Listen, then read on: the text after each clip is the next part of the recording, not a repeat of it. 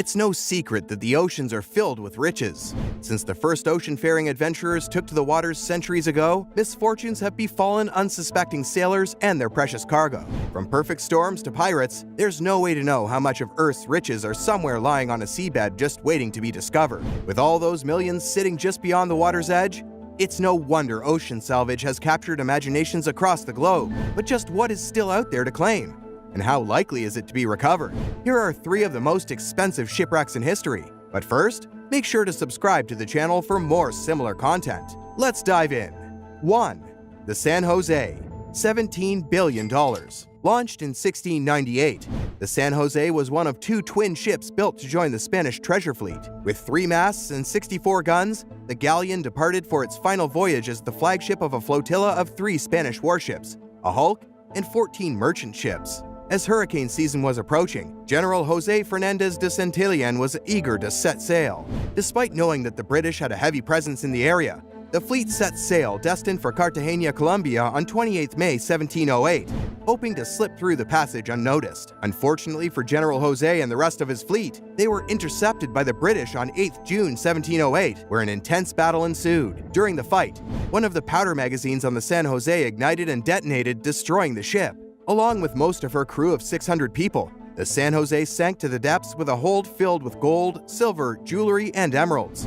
Alas, for those of you hoping to pull on your snorkels and swimming costumes nearly 270 years later, the wreck of the San Jose was discovered off the coast of Colombia in 1981. It has since been claimed as part of Colombia's submerged patrimony, meaning that the wreck and its contents are protected for preservation by the Colombian government. The wreck's location has since been classified and remains a Colombian state secret to this day. 2. The Merchant Royal, $1.5 billion. Fans of the Outer Banks drama will be no stranger to the Merchant Royal, aka the Royal Merchant or the Land's End Gold Ship. A merchant galley ship built in London in 1627, the Merchant Royal was used for trading with Spanish colonies in the West Indies under Captain John Limbre. Whilst on a return trip to England in 1640, the ship sprung a leak in her hull and had to drop anchor suddenly in the southern Spanish port of Cadiz. Whilst the Merchant Royal was repaired, a ship in the neighboring berth caught fire. Always looking for an opportunity to raise extra funds, Limbre offered to use the Merchant Royal to deliver the cargo, rumored to be gold and silver destined to pay 30,000 Spanish troops, from the destroyed vessel. All told, when the Merchant Royal left Cadiz, she was laden with an obscene amount of wealth in gold, silver, and jewels in equal amounts. However, she wasn't long into her journey when her hull again sprung a leak, and the ship had to be abandoned. She sunk approximately 30 miles off Land's End coast in Cornwall. Of the 58 crew members aboard, 40 men, including Captain Lambre, escaped in boats to be picked up by the Merchant Royal's sister ship, the Dover Merchant, while 18 went down with the ship. The good news for treasure hunters is that, to date, the wreckage of the Merchant Royal is yet to be found, though experts think they're getting close. In 2019, nearly 380 years after it sunk, a fishing trawler called the Spirited Lady caught an anchor that could have been from the lost ship in her nets. With no way to conclusively prove whether the anchor belonged to the Merchant Royal, the location of the wreckage is still a mystery. 3. The Flor de Lamar, $2.6 billion.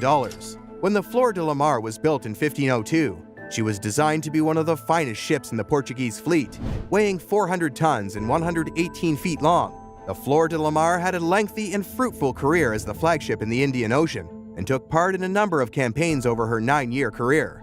Despite starting her career as one of the most advanced vessels, when the Flor de Lamar set sail destined for home in November 1511, she was starting to show her age. Described as barely seaworthy, the Flor de Lamar had undergone many major repairs over the years, and campaign after campaign had started to take its toll on the ship, so much so that she was due to be decommissioned once she returned to Portugal. However, while all those aboard expected this to be the Flor de Lamar's final voyage, they couldn't have expected just how final it would be. Following Portugal's successful campaign in Malacca, the Flor de Lamar was laden with the riches stripped from the royal palace of the Sultan of Malacca. It's believed that in her hold were 80 chests of gold and 200 chests overflowing with rubies, diamonds, emeralds, coins, and perfumes, and jewelry-encrusted furnishings that decorated the royal palace. In fact, the ship was so heavily laden that many of her crew members were anxious about whether the ship was capable of transporting such a load. Unfortunately for the crew, it didn't take long for them to find out. Beset by a storm shortly into their return journey, the Flor de Lamar attempted to move closer inland to avoid the worst of the weather just off the coast of Sumatra. Sadly, this maneuver doomed the ship, and she was dashed against the shoals of the coastline splitting the ship in two before sinking her and her crew of 400 to the depths. Although lost just off the coast in shallow waters, the ship and her contents remain undiscovered to this day. That was all from us today for this video, folks. See you in the next one.